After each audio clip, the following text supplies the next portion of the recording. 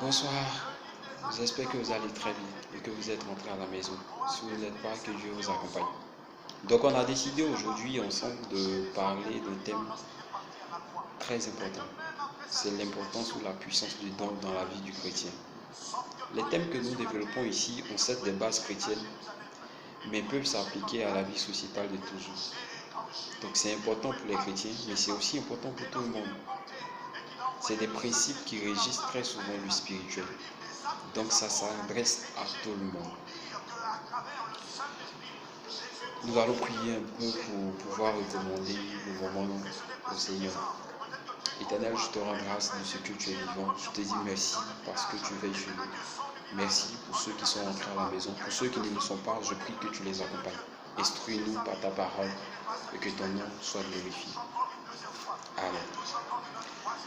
Donc aujourd'hui, nous allons voir la puissance du don. C'est quoi donner? De façon terre à terre ou de son sens dénoté, donner, c'est offrir quelque chose à une autre personne, mettre à disposition d'une personne quelque chose dont elle ne dispose pas.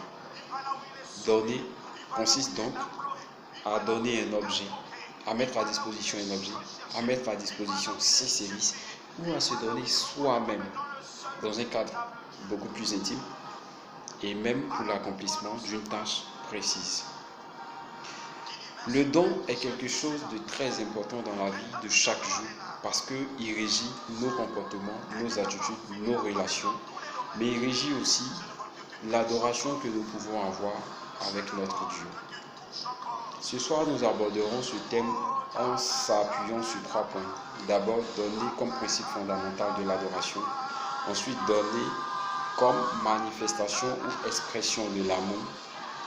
Et enfin, donner comme élément déclencheur de l'accomplissement de la grâce de Dieu dans notre vie. Pour nous les chrétiens, par exemple, donner fait partie d'une série de 3 éléments qui sont indispensables, voire nécessaires à la bonne marche ou à la relation qu'a le chrétien avec son Dieu. Il s'agit entre autres de la prière, qui est très importante, le jeûne, qui nous permet de communiquer avec Dieu, la prière, le jeûne qui est important, qui nous garde dans un état de sobriété et qui nous met dans un état qui montre à Dieu combien de fois quelque chose nous tient à cœur, combien de fois nous voulons lui être agréable. Si les 2 éléments que nous venons de citer, la prière et le jeûne, sont indispensables et importants dans la vie du chrétien, donner a une particularité spéciale. C'est que donner a la capacité de déclencher l'accomplissement de quelque chose pour lequel on a prié il y a longtemps. Ce n'est pas dans tous les cas, mais très souvent, donner a cette capacité-là. Dans la vie de chaque jour et aujourd'hui en société, donner ou l'offrande est devenu quelque chose qui est mal perçu. Très souvent, les uns ne cessent de vilipender ou bien sûr de critiquer. Simplement parce que les mœurs en société aujourd'hui sont devenues autre chose et qu'il existe pas mal d'infiltrés dans le corps du Christ qui se permettent de faire des choses qui ne sont pas conventionnelles à la parole de Dieu. Nulle part la Bible ne vous obligera à quelque chose. La parole de Dieu n'oblige personne à rien. L'expression de la parole de Dieu ou la particularité de la chrétienté, c'est l'amour. Donc on n'oblige personne à rien. Mais donner pour nous en tant que chrétiens, c'est la manifestation de l'adoration à son paroxysme. Donner pour nous, c'est exprimer combien de fois nous adorons Dieu. Et ce n'est pas que chez les chrétiens. Que vous prenez toutes les religions révélées, et même dans le spiritisme, quand une personne veut montrer qu'elle adore, elle donne. C'est pourquoi on offre à des rivières des sacrifices pour des enfants. C'est pourquoi on offre à des arbres des sacrifices pour quelque chose qu'on veut obtenir. Donner donc fait partie, si on veut, de la croyance, de l'adoration, partout. Mais c'est une saveur particulière pour le chrétien. Parce que chez le chrétien, donner est d'abord la manifestation de l'adoration, mais c'est aussi l'expression de l'adoration au plus haut niveau. Dans le livre de 2 Samuel 24, à partir du verset 20 jusqu'au verset 25, David voulait adorer Dieu parce que le peuple d'Israël était frappé par une plaie. Il voulait adorer Dieu. Il voulait adorer Dieu d'une manière où le cœur de Dieu serait touché et que son peuple pourrait être sauvé, pourrait éviter ce qui allait arriver. David n'a pas prié ce jour-là. Il a dressé un autel à Dieu et il a fait des offrandes. Pour dire que offrir à Dieu n'est pas forcément un acte de contrepartie pour le chrétien. C'est très souvent une expression d'adoration. Et pourquoi c'est une expression d'adoration? Parce que, on tombe dans le deuxième point, donner est la manifestation privilégiée de l'amour qu'on éprouve vis-à-vis de l'être adoré. Quand l'amour atteint son paroxysme, quand on aime une personne, on donne forcément. Quand un homme est amoureux d'une femme, il donne aisément. Ô combien quelqu'un qui dit être amoureux de Dieu et ne trouve rien à donner. D'autant plus que Dieu lui-même nous montre l'exemple. La Bible nous dit que Christ nous a prouvé son amour en ce que lorsque nous étions encore pécheurs, il est mort pour nous. Il était le premier à donner sa vie pour nous. Donc quand on aime, on donne. Quand on dit qu'on aime Dieu, qu'on l'adore, on lui donne. Mais qu'est-ce qu'on donne? On donne sa vie entièrement. On donne sa disponibilité à Dieu. On donne son service entier à Dieu. Donner dans le principe spirituel, dans le principe chrétien, n'est pas forcément lié à l'action de faire une offrande pécuniaire. C'est ton service, c'est ta disponibilité, c'est ton temps, c'est l'amour pour tes prochains. Donner se manifeste par divers autres moyens, que ce soit forcément par l'acte de venir donner des enveloppes. Le don a la capacité de toucher le cœur de Dieu. Le don a la capacité de déclencher pour le chrétien que nous sommes quelque chose pour lequel on a prié pendant des années sans avoir pu obtenir réparation. Lorsque Anne priait donc, quand on lit le livre de Samuel, on se rend compte d'une chose, c'est que d'abord le père de Samuel avait 2 femmes. Il aimait plus Anne qu'il aimait l'autre. Il a donc donné des portions beaucoup plus grandes à Anne. Mais lorsque Anne priait pendant longtemps pour avoir un enfant, elle priait chaque jour. Elle priait chaque jour. Chaque fois qu'elle descendait, elle priait. Elle n'avait pas gain de cause. Mais un jour, pendant qu'elle était en train de prier, elle a eu simplement le malin plaisir de dire, Seigneur, si tu me donnes un enfant, je te le redonnerai pour ton service. Anne a montré combien de fois l'amour qu'elle avait d'abord pour son mari et ensuite pour Dieu était beaucoup plus grand que bien sûr le fait d'avoir un enfant. Elle ne voulait pas avoir un enfant forcément dans ses mains de façon égoïste, mais elle voulait avoir un enfant pour que cet enfant-là puisse lui aussi écrire une histoire importante et digne pour le nom de Dieu. Elle a dit, Seigneur, si tu me donnes cet enfant, je te le redonnerai. Et qu'est-ce qui s'est passé? Anne a pu enfanter un enfant. Le don a la capacité de déclencher dans votre vie quelque chose pour lequel vous avez longtemps prié. Les actions de grâce ont la capacité d'ouvrir des portes pour vous que vous ne soupçonnerez même pas. Au Ghana, il existe une catégorie d'hommes d'affaires qui ne sont pas chrétiens, qui ne vont forcément pas à l'église. Mais ils ont compris le principe spirituel qu'elle a dit. Et ces personnes-là, très souvent, viennent à l'église, elles donnent 10% de ce qu'elles ont. Et elles gagnent automatiquement la grâce et la bénédiction au-delà de ce qu'elles auraient donné. Pourquoi? Parce que donner n'est pas seulement un principe pour les chrétiens, n'est pas seulement un principe pour une quelconque religion, mais donner est un principe du monde spirituel. Et le spirituel obéit aux principes spirituels.